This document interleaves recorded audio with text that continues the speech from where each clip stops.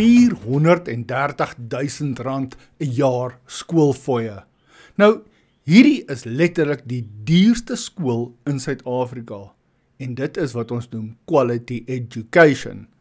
Dit is Hilton College in KwaZulu-Natal. Dit is nie net 'n skool nie, dis 'n landgoed. 1600 hektaar stuk grond waarop hierdie skool is. Net die hoofkampus is 150 hektaar en dan het hulle ook nog 'n 650 hektaar nature reserve met goed soos zebras en wildebees en allerlei bokke. En dit is seker die toppunt van skoolgaan vir enige seun. En glo my, as jy daai amper R40.000 'n maand kan bekostig om jou seun na Hilton College toe te stuur, dan het jy, en ek praat nie net van geld nie, jy het prestige. Jy koop hier 'n kultuur. En dit is waaroor hierdie hele ding gaan, want dit gaan nie oor die geld nie, want ek ken mense wat baie geld het, wat tog hulle kinders nog steeds stuur na sekere publieke skole. En dit is waar die ding inkom, want ek het gesit en dink nou, waarom wil jy jou kind hiernatoe stuur? Koop geld, daai opleiding wat jy wil hê, daai skool gaan, daai hele slim word proses wat ons nodig het.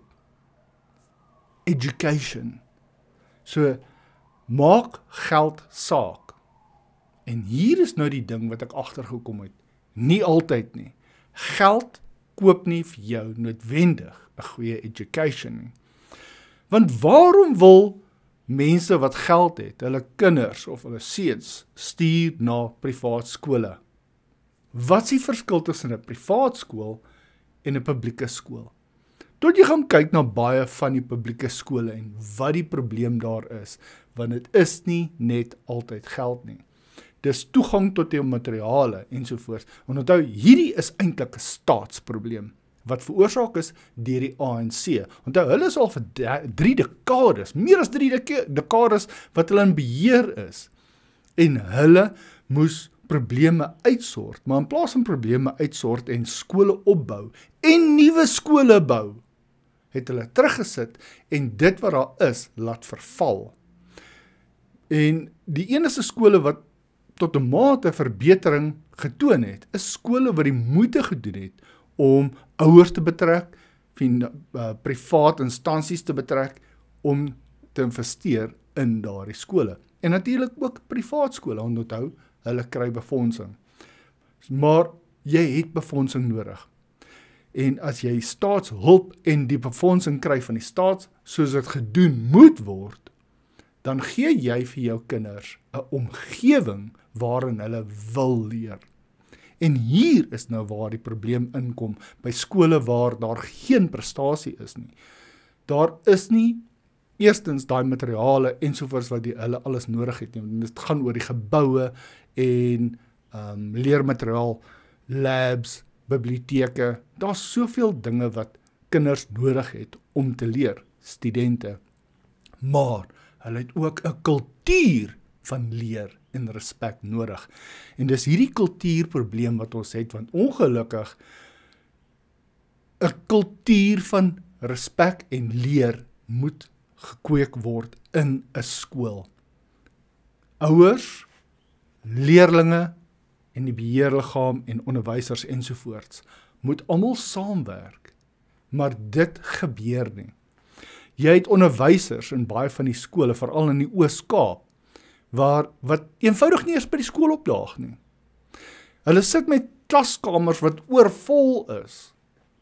En dit veroorsaak dat jy daai individualisme verloor. Daai 1-tot-1 leerproses waar jy 'n kind 1-tot-1 kan aanspreek en help. Ongelukkig 30% slaagsyfer help ook nie, want dit wek complacency. Hulle sê, wel, dis mos nou maklik om 30% te kry, waarvoor moet ek enigstens probeer presteer? En dit is waar ons dan daai probleem, daai kultuur van ek wil nie regtig hard werk nie, ontwikkel. En dit is die probleem van publieke skole. Dan gaan kyk jy na publieke skole wat regtig presteer. Dan vra jy maar, is dit regtig omdat hulle net geld kry? Ja, geld is 'n komponent, maar dit is nie net geld nie, want ek het al skole gesien wat baie geld en al die fondse kry, maar tog het hulle nie daai sukses nie. Waarom nie? Omdat hulle nie hierdie kultuur ontwikkel van sukses nie. Dit is 'n kultuur van sukses, 'n kultuur van dissipline. En daai kultuur van ons wil iets bereik, is belangrik in enige skool. En snaaks genoeg, tot in besighede later. Jy gaan dit later agterkom sodra jy nou skool verlaat het ensovoorts en jy gaan werk vir iemand of jy begin jou eie besigheid. Dan doen hulle hierdie team building exercises. Hoekom? Om daai kultuur van sukses by mense te probeer aanwakker. En ons moet dit op skole ook begin doen. Kultuur van sukses bou. Maar dit het die regering se hulp nodig. Department of Education ensovoorts. En onderwysers wat nie hulle werk doen nie, moet uitgeskakel word. Leermateriaal moet daar wees. En watertoegang, kragtoegang, alles wat 'n skool regtig nodig het. En dit is 'n ANC probleem.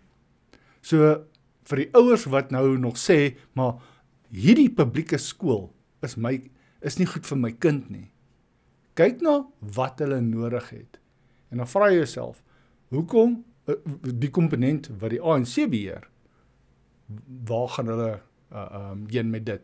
So, as 'n skool al sy goed kry wat hy moet kry van die staat af, dan is die enigste komponent wat dan oorbly, hierdie kultuur van prestasie. En dit is die ding waaraan ons moet bou. Want daai kultuur van prestasie, daai mindset van sukses, gaan jy nodig hê as jy skool verlaat. Gou daar verduidelik. Wanneer jy na 'n tersiêre instansie soos universiteit, college ensovoorts na skool wil gaan, dan moet jy reeds 'n mindset van sukses hê en individualisme. Want op universiteit, as jy dit nie het nie, gaan jy niks daar bereik nie. Maak saak hoeveel geld jy agter jou is nie. Ek het al jong mense gesien wat volle beurse het, wat nie eers hulle eerste jaar klaar maak nie, omdat hulle nooit daai individualisme en selfstandigheid ontwikkel nie. So hulle ontwikkel nooit daai kultuur van sukses nie. So ja, dit is my punt. Ons moet werk aan ons jong mense 'n kultuur van sukses in skole te ontwikkel. En skole moet begin oplet. Dit is nie net geld nie. En hierdie jong mense se lewens wat julle onder julle beheer het 'n kultuur van sukses. Daai mindset moet julle regkry by die jong mense. As jy enige gedagtes het rondom hierdie idee, deel dit gerus in die kommentare afdelinge. En dan sien ek julle in die volgende episode van Suid-Afrika se Saga.